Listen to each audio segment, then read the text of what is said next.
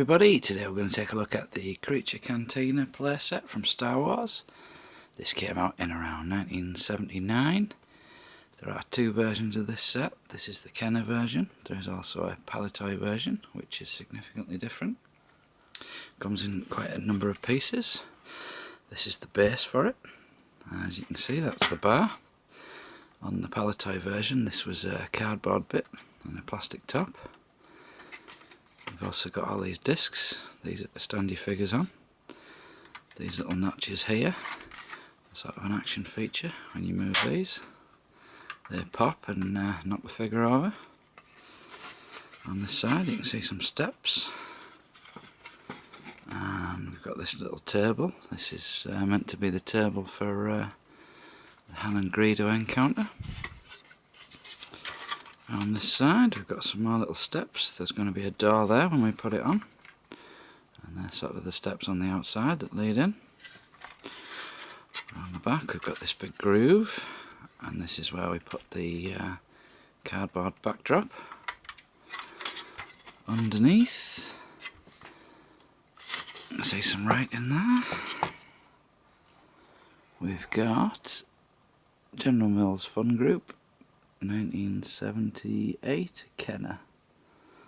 Yeah, sometimes the dates on these were not quite the same year as they were released. And there you can see someone's put some masking tape on this one to hold that piece in place. And you can sort of see how these mechanisms work. When you move the handle on the other side, that just clips over and it flicks that bit, and that would be where there's a little peg to make that move up and down. So that's the base. Next up we have this piece. This is the frame for the door. As you can see, it's got a sticker on there, and I think that sticker's meant to go on the inside of the door, but whoever did that obviously got it wrong, but I'm not going to peel it off. It's probably been there for over 30 years. So yeah, it's just a plastic door frame.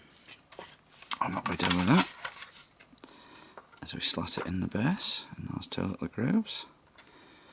Get both sides in and then click it that way, and that'll lock it into place.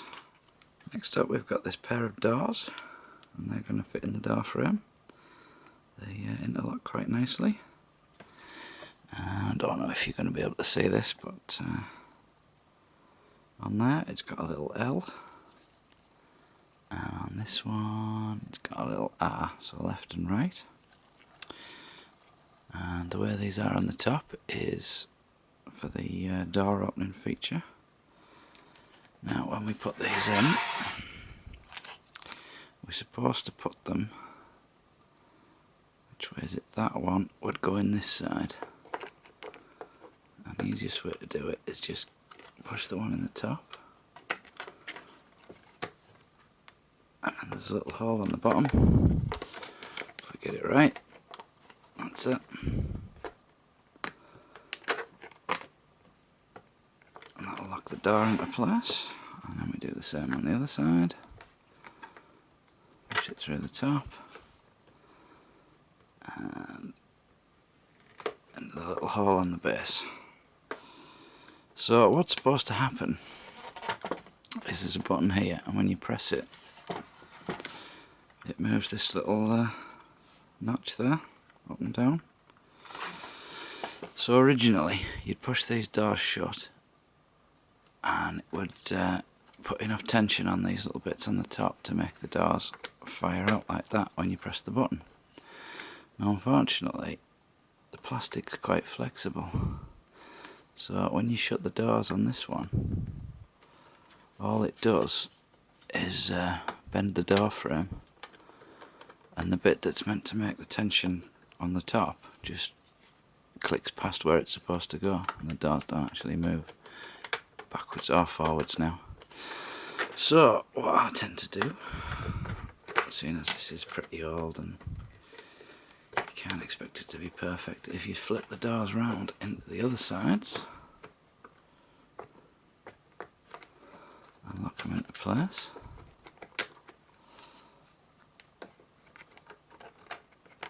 So we're actually attaching them backwards now. Get them to go in. No. Just wants to be difficult.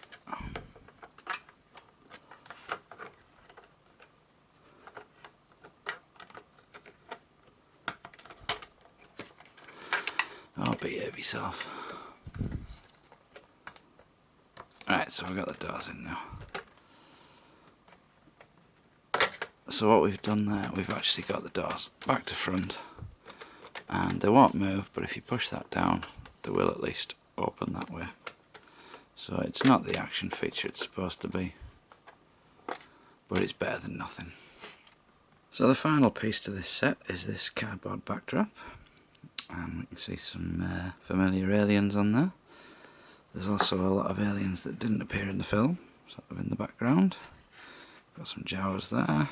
We've got the Cantina band, and some more weird looking creatures there. Along the bottom we can see characters 1977, 20th Century Fox, and Kenner Products, General Mills Fun Group 1978.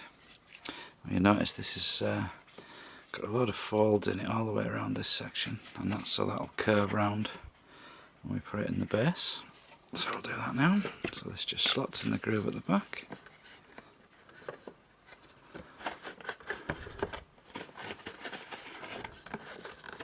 Get it straight, and then you just follow the curve all the way around, and that's going to sit like that. So there you go, that's pretty much the Cantina assembled. So just to go over a few more differences between this and the Palitoy version.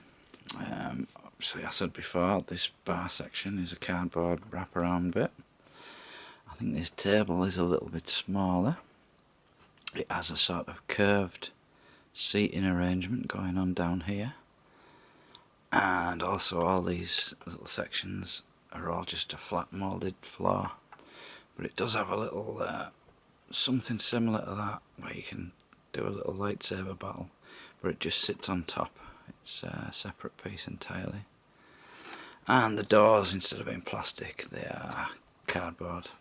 This piece is identical from what I can tell, but this is the Kenner version. This is the easier one to find.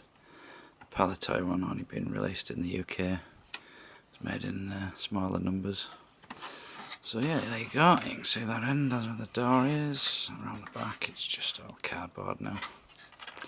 So with this being a playset, it's not so great on its own, so let's put some figures on it and bring it to life.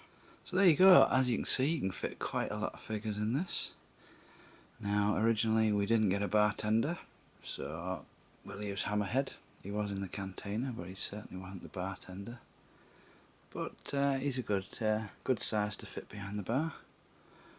Obviously we've got Luke Skywalker, and we've got Ben Kenobi with Ponda Baba, or with Walrus Man back in those days. We didn't get the other guy that came with him, Dr. Evazan, but again, he didn't have a name back then. And we've got a few Jawas around the front. We've got a little Snaggletooth there. Greedo and Han, recreating the famous little scene they had, and Chewie in the background there. Also chucked in the blue Snaggletooth, because technically he's a Cantina alien too. He didn't actually come with this set, he comes with the Cantina Adventure set, which is basically a cardboard backdrop of the outside of the Cantina. And outside, because they're not allowed in, because we don't serve their kind, R2 and 3PO. So there you go, I hope you've enjoyed this one. This has been Luke with the Creature Cantina set from Star Wars. Thanks for watching, I'll see you next time.